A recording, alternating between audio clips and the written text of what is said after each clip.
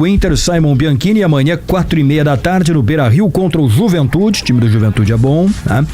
Eu acho que no interior é o time que mais pode ameaçar a dupla Grenal nesse campeonato gaúcho. Então não é um jogo fácil para o Inter, que tem as suas dificuldades de escalação. Mesmo tendo mantido a base de 2024, o Roger Machado está com uma dificuldade enorme em conseguir colocar em campo um time parecido com o que terminou 2024. Como é que vai ser para amanhã, Simon? Primeiro, Gabardo, o Inter ontem confirmou a lesão no Bruno Gomes, lesão ligamentar, deve ficar 9 meses afastado, então uma troca certa em relação à base que o Inter celebrava que estava conseguindo manter de um ano para o outro como um elemento fundamental para ter sucesso agora em 2025. Vai ao mercado buscar uma reposição, mas por enquanto o Brian Aguirre assume esse lugar na lateral direita. O Inter pode ter 2 voltas, 2 retornos para essa partida contra o Juventude. O Inter sabe que é um teste forte, já teve a seleção mexicana, um amistoso, é claro, com outro patamar físico, teve o Guarani em Bagé, onde tradicionalmente está sendo muito difícil jogar, e agora tem uma equipe de um nível elevado, que é o Juventude, uma equipe de Série A. Para o sistema defensivo, Cleiton Sampaio também sentiu um problema físico, não teve confirmado uma lesão, deve voltar em pouco tempo, pelo que eu pude apurar, viu, Gabardo? Mas também não deve ir para o confronto. Com isso, ou joga o Vitor Gabriel, que deixou uma boa impressão na visão do Inter, ou Rogel, que está já pronto fisicamente, vem trabalhando desde ontem. Hoje, nas imagens divulgadas, participa também da sessão com os demais companheiros e deve ficar à disposição, se não para começar, para ficar no banco de reservas.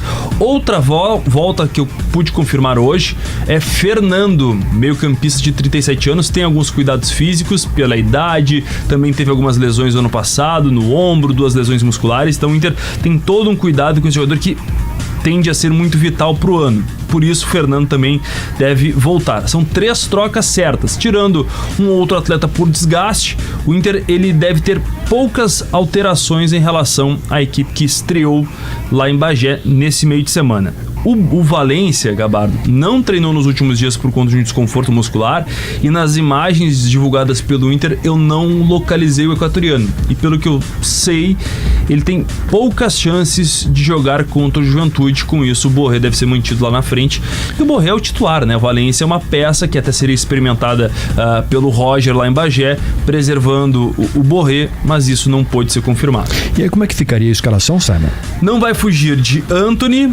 Na lateral direita, tendo o Brian Aguirre, a zaga com o Rogel, o Vitão e na esquerda o Pablo, já que o Bernabei começou um pouco mais tarde a pré-temporada. Não dá pra descartar que ele fique no banco amanhã, mas no time titular é muito difícil, viu, Gabardo? O meio-campo tendo Fernando, ou daqui a pouco o próprio Bruno Henrique, Thiago Maia, Wanderson, Alan Patrick e Wesley, na frente o Borré. O provável Inter para esse teste considerado importantíssimo para tentar resgatar diante do torcedor aquele futebol de 2024 que o Inter engatou e chegou à fase de grupos da Libertadores. E pode notar, viu, Gabardo? Eu citei o Vitão. É um jogador tratado como fundamental para este ano e eu tenho novidades sobre as tratativas dele, do Inter, com o Flamengo. Agora, e aí, Simon? Primeiro, o Flamengo segue tendo interesse nesse jogador, assinou com uma oferta oficial na casa de 6 milhões de euros, mais o alívio no pagamento do Inter pelo Thiago Maia. Naquela contratação feita no ano passado, 4 milhões e meio de euros, o Inter atrasou 3 parcelas, o pagamento no total vai ser feito até 2027, o Inter pretende até pagar quanto antes essas 3 parcelas que está a dever à equipe carioca, mas o Inter fez alguns pedidos. E o que eu pude apurar é que essa solicitação do Inter, essas exigências nas tratativas, é para dificultar ao máximo a vida do Flamengo em tirar Vitão do Beira-Rio. Mas o torcedor agora pode estar pensando, por que o Inter diz logo de cara, não vamos vender o Vitão? Porque em algum momento o Inter vai ter que negociar com o Flamengo por alguma questão, ou pelo Thiago Maia, para quitar logo esse valor, esse débito que tem, ou por algum outro jogador ali na frente. Então, institucionalmente, não seria legal comprar essa briga com o próprio Flamengo, que poderia apresentar uma represália. Tem uma outra questão que é importante. O agente do Vitão é o Juliano Bertolucci, que é um dos principais negociadores no mercado de transferências. Então também há uma leitura que o agente quer, nesse momento, movimentar uma peça importante da sua cartela de jogadores. Então o Inter não fecha as portas, mas ao mesmo tempo faz jogo duro para liberar o Vitão.